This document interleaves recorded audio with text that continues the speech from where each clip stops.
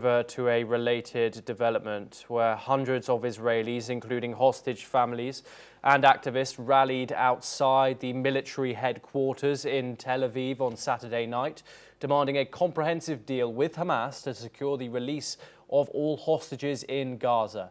The crowd, carrying drums, posters and slogans against Prime Minister Benjamin Netanyahu, called for an end to the war and urged leaders to act before it is too late. Here's what a protester had to say. We are here to protest against the Israeli government and specifically about Benjamin Netanyahu, who is sabotaging again and again a deal of releasing the hostages and bringing them back home. We want all the hostages back home. The ones that are dead to be buried as proper, and the ones that are alive back to rehabilitation. We want them home, and we want them home now.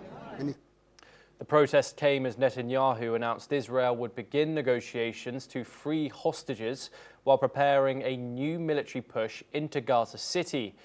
Meanwhile, his rival, Blue and White Party leader Benny Gantz proposed forming a temporary unity government focused on rescuing hostages and passing an ultra-Orthodox draft law, with elections to follow in 2026. Here's what he had to say. אני קורא לנתניהו, ליאיר לפיד ולאביגדור ליברמן. הגיעה העת לממשלת פדיון שבויים, תומכת משרתים וקצובה בזמן. במשך חצי שנה נשלים את שתי המשימות האלו ונצא לבחירות. העקרונות יהיו שכהונת הממשלה תחל בעסקת חטופים שתשיב את כולם הביתה. According to Israeli officials, about 50 hostages remain in Gaza, 20 of which are believed to be still alive. A ceasefire proposal on the table includes a 60-day truce, the release of 10 living hostages and 18 bodies in exchange for around 200 Palestinian prisoners. Listen in to what the families of the hostages still in the Gaza Strip had to say amid the protests. 687 days that our loved ones, 50 hostages, are still being held in the hell that is Gaza. We call upon the people of Israel. Netanyahu can sign a deal today that will bring home 10 living hostages and 18 fallen hostages. If Netanyahu signs a deal, he can begin negotiations the very next day to secure the return of all remaining hostages in exchange for ending the war. Netanyahu can bring home the hostages who are enduring Holocaust-like conditions.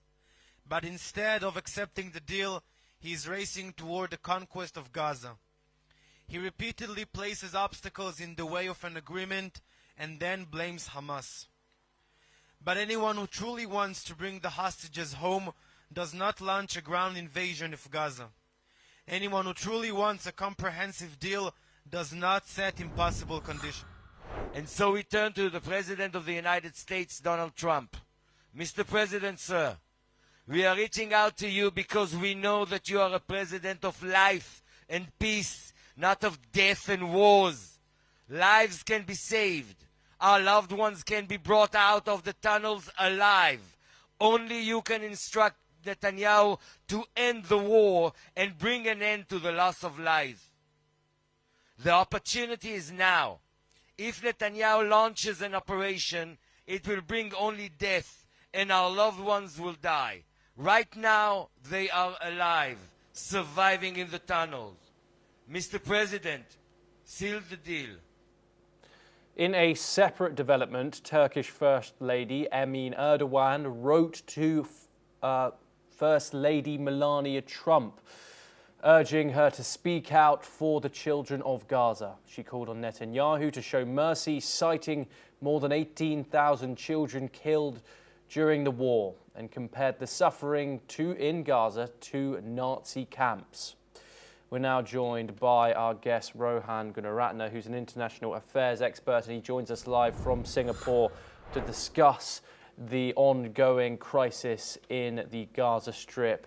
Thank you very much, Professor Gunaratne, for joining us here on the program. Let's first start in the enclave, where there has been this damning UN report that says that Israeli obstruction is causing a famine in the Gaza Strip.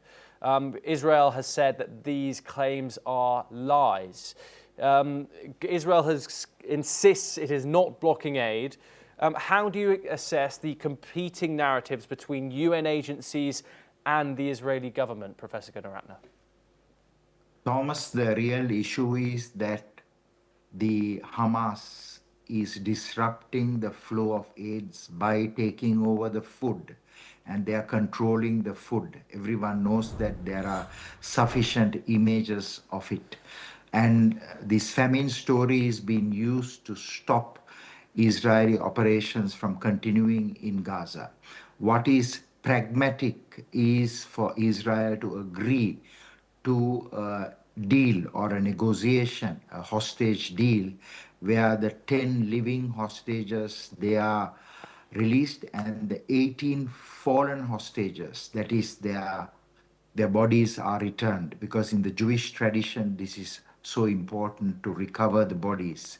Because if Israel does a conquest of Gaza at this point, none of the hostages are likely to be released in military operations. So I believe that at this time, there is a shift towards a negotiated settlement. But there should be a second phase where Hamas disarms and Hamas surrenders. As long as Hamas, that staged a brutal terrorist attack that led to this devastating war, still survives, there will be no peace in the Middle East. So the hostage release should be followed by another phase of activity where Hamas disarms and surrenders. Professor Gunaratne, obviously Israel has called this a lie.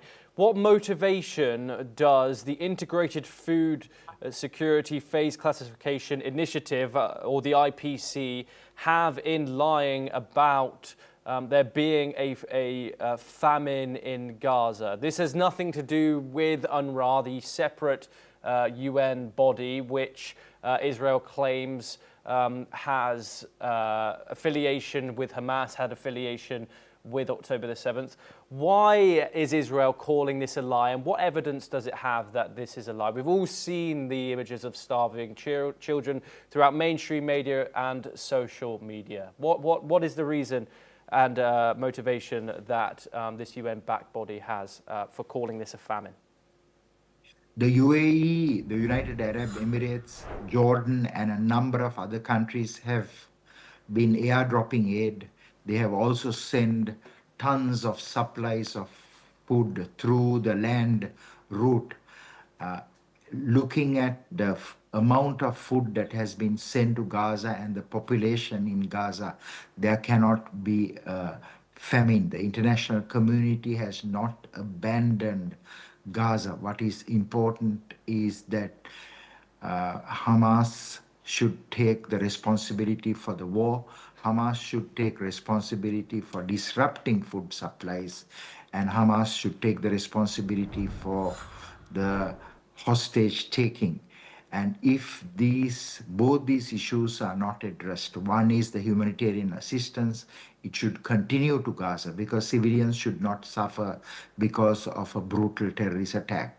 But it is also important for that phase of activity of feeding the people, sustaining the people of Gaza is followed with the release of the hostages, because security situation is also important, maintaining security and stability for the Israelis. So there should be, the Palestinians should be saved from a famine. Certainly the Israeli security also should be guaranteed. And that's why both these initiatives in parallel should work. But I have not seen evidence of famine in Gaza. Many of the images that have been published have been fake images, or images of children who are dying or ill for other medical reasons.